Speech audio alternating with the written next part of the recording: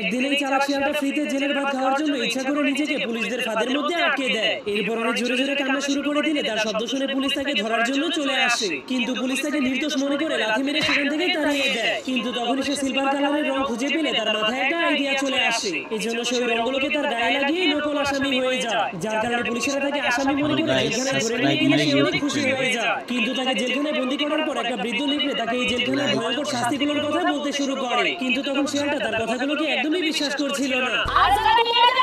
আমি বিশ্বাস করি না। এই জন্য বৃদ্ধ নেকড়েটা সবাইকে বাঁচানোর জন্য লোহার মাধ্যমে চাবি বানিয়ে সবাইকে জেলখানা থেকে মুক্ত করে দেয়। কিন্তু সেই পাগল শিয়ালটা জেলের সরকারি খাবার খাওয়ার জন্য নিজেকে আবারও জেলখানার মধ্যে বন্দী করে দেয়। কিন্তু এরপর সে যখনই দেখতে পায় পুলিশেরা তাকে কুপিয়ে মারার জন্য ধারালো কুড়াল নিয়ে তার দিকে আসতে শুরু করেছে, তখন সে অনেক ভয় পেয়ে জেল থেকে পালাতে শুরু করে দেয়। তোরা কে বাঁচাস আমার বাচ্চা? এই জন্য জেলের তাকে ধরার জন্য তার পিছনে অনেকগুলো ভয়ঙ্কর কুকুর লাগিয়ে দেয়। কিন্তু তখনই পানিতে নামার কারণে তার উপরে লাগানো নকল রংটা